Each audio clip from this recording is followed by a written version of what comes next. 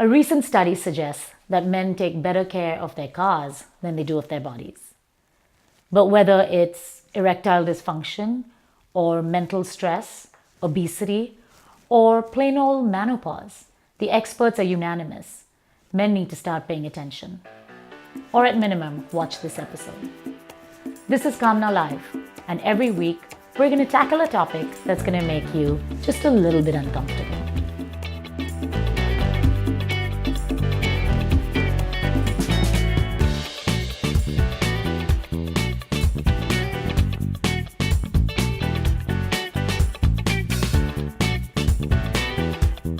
The average healthy male lives to be about 75 years old. But the research suggests that men hit their physical and mental peak somewhere in their 30s. So how do you mitigate the effects of that decline for the next 40 years of your life? To break it down with me today, please welcome Dr. Nick Shah. Dr. Shah is the founder of Viceroy Health, a premier multinational internal medicine practice focusing on men's health. Dr. Shah considers himself a physician, scientist, entrepreneur, and his contributions to the field have been recognized by multiple awards at Johns Hopkins, Harvard, and other very prestigious institutions. Dr. Shah, thank you so much for being here. Thank you for having me. Women are all about their health, and they're all about, menopause has been around for ages, and we're working out, and we have the whole baby thing. So by default, women just have to spend more time thinking about their bodies. Just to get back at some of the points that you made, I think you're absolutely right. That one of the biggest problems that men have is that they are focused on other things other than their health, and they don't really take the time as much as women do to focus on themselves. And a lot of that has to do with societal norms that drive men, and they're sort of being providers for the family and less concerned about themselves, and women obviously more concerned about health and looks and physicality. Well, researching this topic, there was also a video about how men spend more time taking care of their cars than they do of their bodies. So I'm not sure it's because they're so busy providing for their families and women are vain. So I will call you on that. But I think you're right. I think generally, societally, and I wonder if it also has it has something to do with the expectation that men are supposed to be stronger and, experiencing an illness or acknowledging that you have some sort of weakness is just not something that men are very comfortable doing. Yeah, I think that's absolutely true, and a lot of that even translates to some of the things that you were saying earlier about childbearing and childbirth, et cetera, because there's several studies that have shown there's lots of psychological and emotional pressures on men in that process, and how to address those. In fact, some of those things we do in our practice with a male psychologist, but men acknowledging and discussing these sorts of things, it's rare. When people come to you, you get to see the whole gamut of afflictions that are actually affecting them. So what are the most common symptoms or the most common conditions that men come in with? Again, because of the difficulty in acknowledging their problems, they really come when they're pretty advanced, and I would say more often really affecting their daily lives or their daily activities, and so things like energy levels. Inability to build muscle mass, weight gain, erectile dysfunction, and sometimes perhaps you could say seeking sort of the fountain of youth kind of thing. It seems like a lot of those could be related to a mental state and particularly stress. That's an excellent point, actually. If you look at the top 10 reasons why people have things like erectile dysfunction or sort of lose their ability or start gaining weight, a lot of that has to do with their mental state, and all of these processes are the primary control center is the brain. So. Right. And so how do you help men distinguish between the mental causes and something that is purely physiological? Yeah, so we have when patients come in, they get an extensive history, physical. We do a number of diagnostic testing to make sure that there's no physiologic underlying problem, and then we do blood work, etc.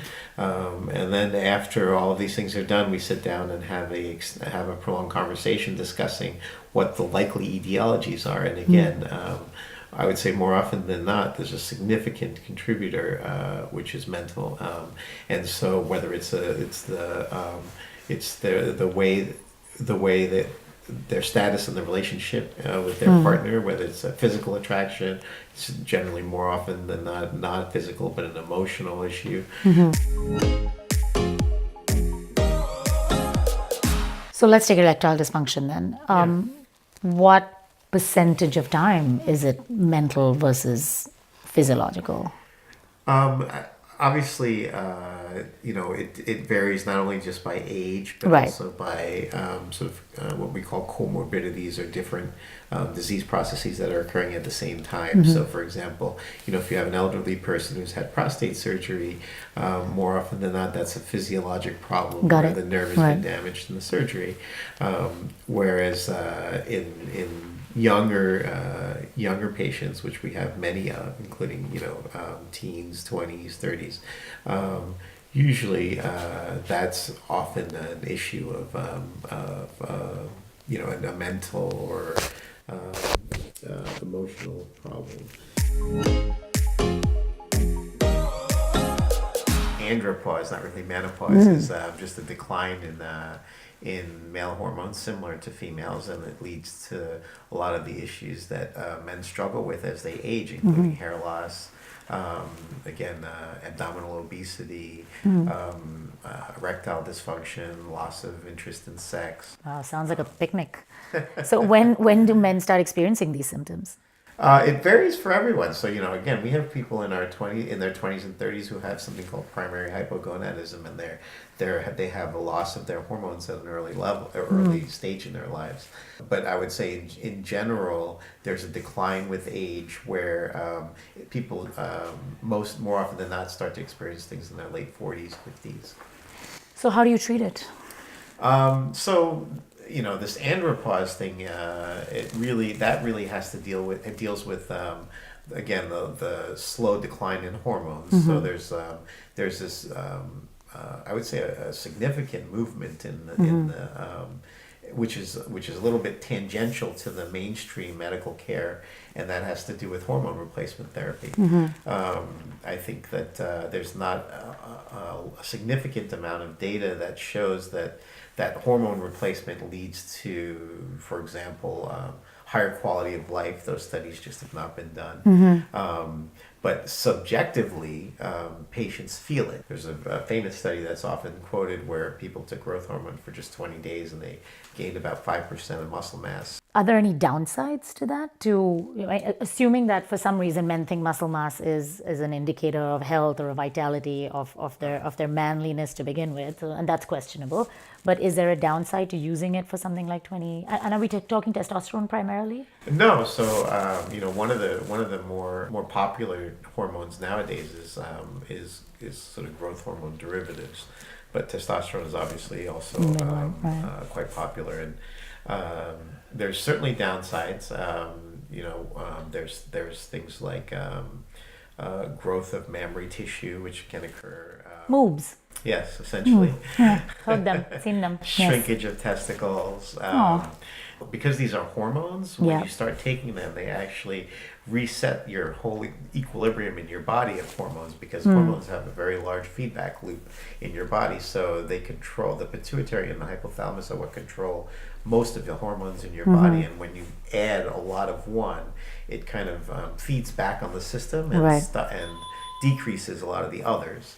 And so one example is the thyroid, for example. Yeah. People who take growth hormone will have low thyroid or hypothyroidism because of the feedback mechanism. There's always pluses and minuses. Yeah. And I think a lot of that has to do with, how you treat patients, the dosing, the regimen, as well as monitoring all of these things. All of them are reversible, which is a good thing, and you can just take away the hormone and then things go back to normal. Give me another example of when they've been used successfully to treat another condition related to, potentially to aging. Well, I think that one of the biggest things is the erectile dysfunction issue. Mm-hmm. So sometimes patients either can't tolerate things like Viagra, Cialis, vasodilators. I think most women can't tolerate them. That's just a side.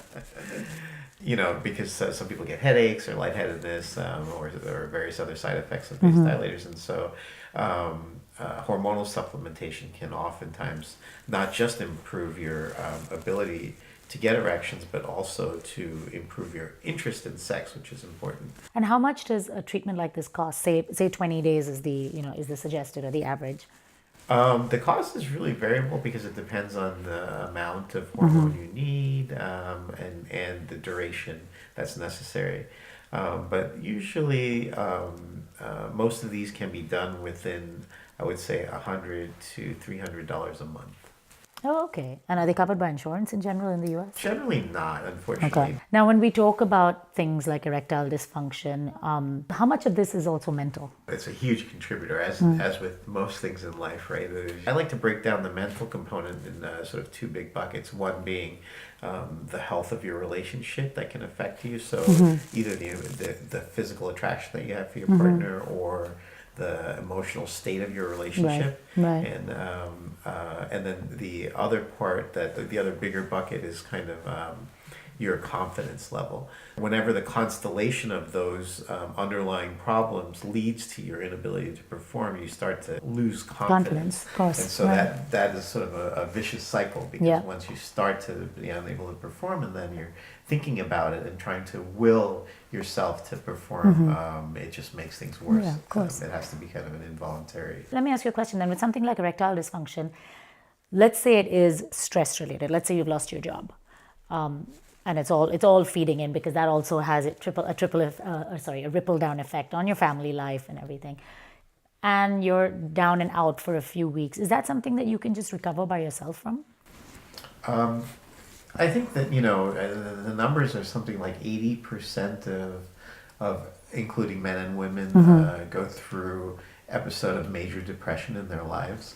Which is pretty significant, when you think about that, because major depression means, it's affecting your eating, sleeping. Yes, I would say a majority of those people do get over it in a certain period of time, dealing with it mostly themselves, because, as you said, they just don't go out and seek help. Right. I think that they could probably reduce the amount of time that they're suffering from this problem, and potentially get to an even better state. Do you see a lot of men coming in open to alternative treatments like, like cannabis, for instance, or even acupuncture is still considered sort of outside of traditional Western medicine? Are they open to things like that? Is that something that you recommend in conjunction with stuff that falls more on the traditional side? That's an interesting point. So, my education and training is all in Western medicine. It was a little bit of a stark realization when I was working in Europe, and a lot of the patients were from sort of the eastern part of the world. They had a very different approach. It seems that Western medicine can solve a particular problem, whereas some of these Eastern or wherever they're coming from, even African for that matter, schools of thought look more holistically at the body. But I particularly find with men, and I have this debate with my husband as well, is that if you are prone to be very logic, science, fact, data, there may not be enough research out there for every home remedy that comes out of Ayurveda. I mean, I treat my children with a lot of Ayurvedic home treatments, which are herbs and things like that, which freak him out, because to him there is, it's not FDA approved, and it hasn't. And I think that's also one of the reasons that men might hold back from experimenting with other stuff. The society is always ahead of the science, right? Right. It takes time, right, to do it right. Exactly. Yeah. You hear often, and you hear about this in men more than you hear about in women. Oh, he was 50 and he just died on the treadmill, on the beach, jogging, and he was healthy and he ate well and he exercised and he didn't smoke and he drank a glass of wine every evening. You hear of these stories. I personally have heard of more than one, which is why I'm bringing it up. What's the story there? Well, generally in those situations, it's kind of interesting. Sudden death is what we call the category of death certificate diagnosis. But sudden death is a function. Is usually cardiac, and it usually is something that it's hard to predict because it has to do with either an arrhythmia or it has to do with what's called plaque rupture. So what happens is that you can have a stress test. Like right. You say, you're super healthy. Right. You feel like you've done everything right. You've done your sort of executive physicals every year, and everything seems to check out. But the problem is that there could be a plaque in your artery that is not necessarily blocking the blood flow to your heart. But what happens is a sudden rupture of that plaque, and then that rupture leads to clot. And that clot blocks the flow of blood to your heart, and that leads to arrhythmia and death, or ischemia and death. But is there a way to combat it? Is there a way to prevent it? It's a great question. So, there is a significant amount of research in cardiology now going into how can you identify these plaques and what makes them sort of convert from being stable to unstable state. Right. Yeah, because this is kind of important, because otherwise it looks like don't be too healthy or you'll die at 50 on the beach. Right. That's kind of what it looks like. There's a very large placebo effect. So that means basically that you could take anything like a sugar pill and you would feel better. And in many of these studies, if you look, that's what it is, yeah. Like enormous percentages of people feel better with just taking a random empty pill. Yeah, but with men though, it's interesting because as we talked about in the beginning, they don't actually seek help. So often they're probably not even benefiting from the placebo because they refuse to take anything at all. Exactly. And then that's on you. Right. And then you get man flu, and then you can just work that out all by yourself.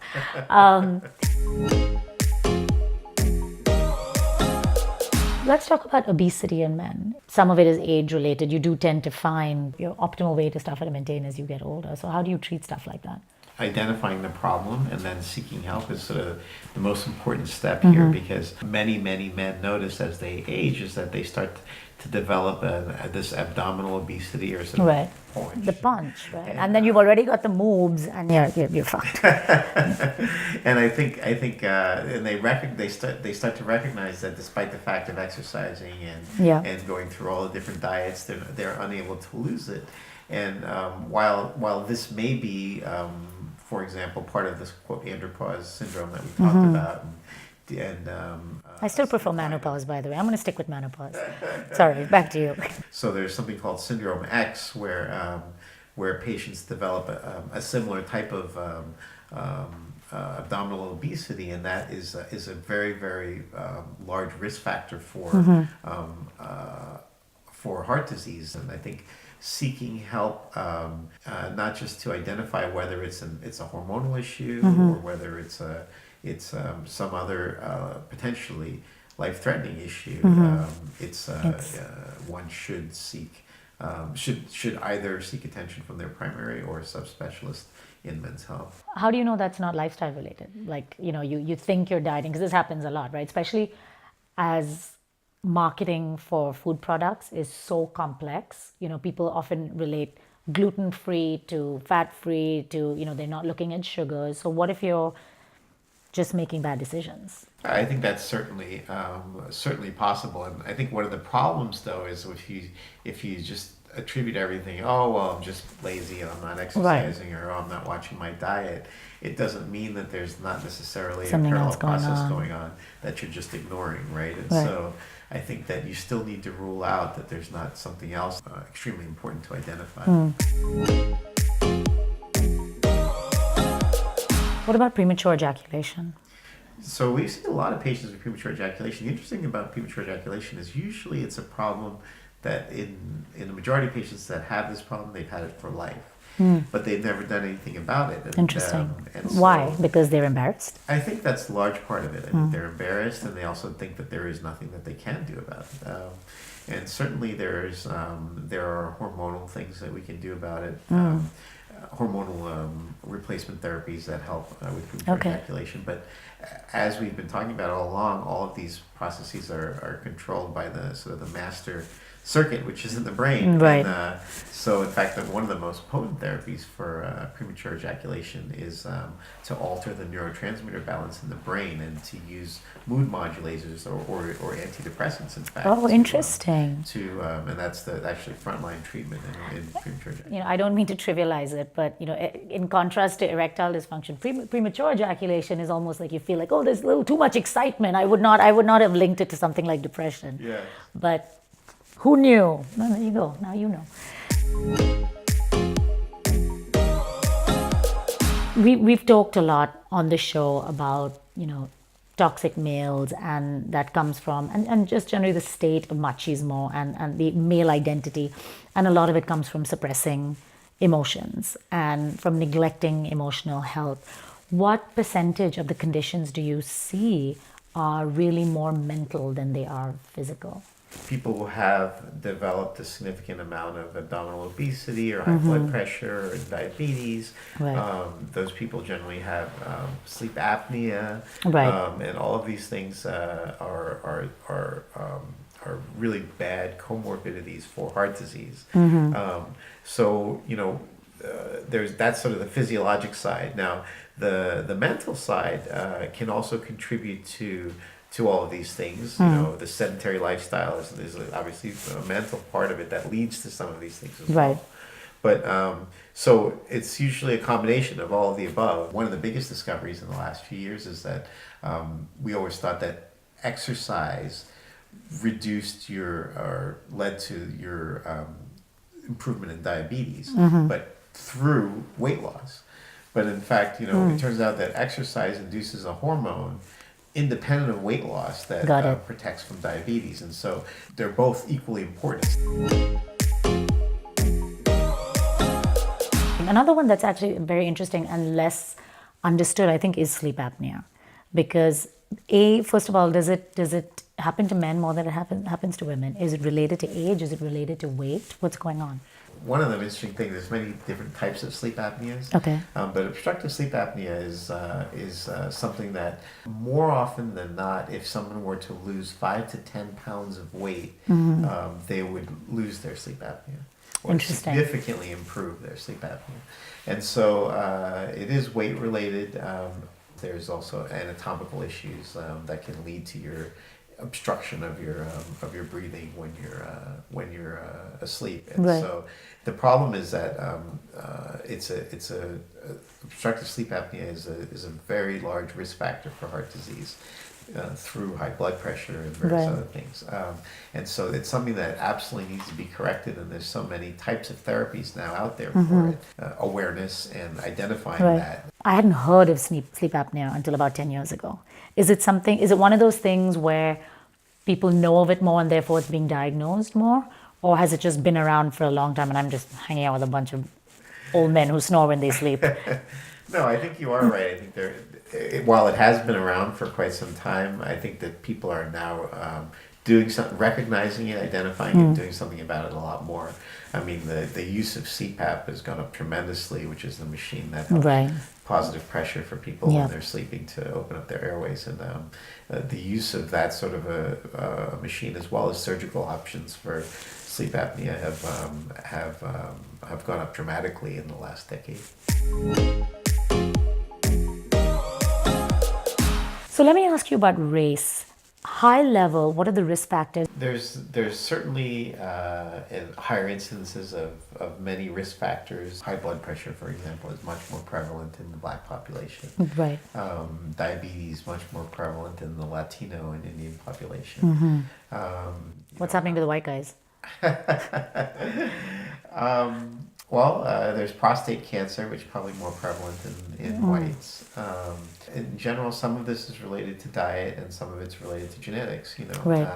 So again, I mean, East Asians, for example, the Chinese and the Koreans are definitely more prone to high blood pressure, and a lot of that is thought to be like MSG and salt related in their diets. Can you give us, for the men that are watching, who I know are very busy, tending to their cars and their jobs and their families and all the rest of it. If you were to tell people, friends, family, countrymen, 3 to 5 must-dos to maintain good health. So, most important thing, certainly, I would say after the age of 40 is to get your annual physical, get in there and talk about things with your primary care doctor.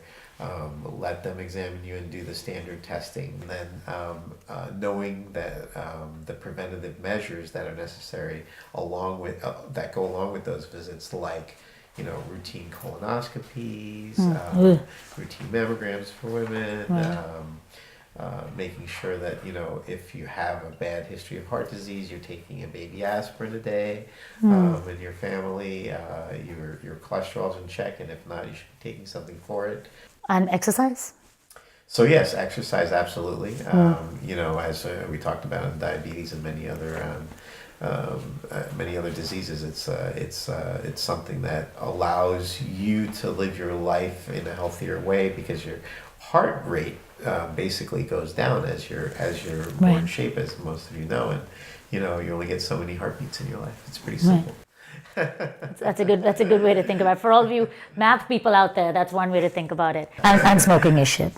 That's still the case? Yes. Smoking's still shit? Absolutely. All right. There's absolutely no reason to smoke.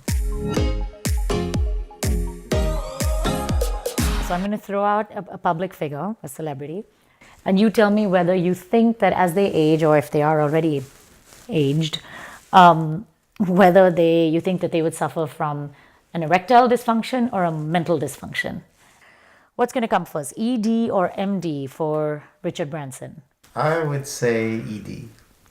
I would have to agree. I think he's already showing that on the mental, he's pretty good on the mental front. The Rock, ED or MD? I would say MD there. I think he seems to be pretty virile. Really? You don't think that that's all an act? The buff and the tattoos and all that?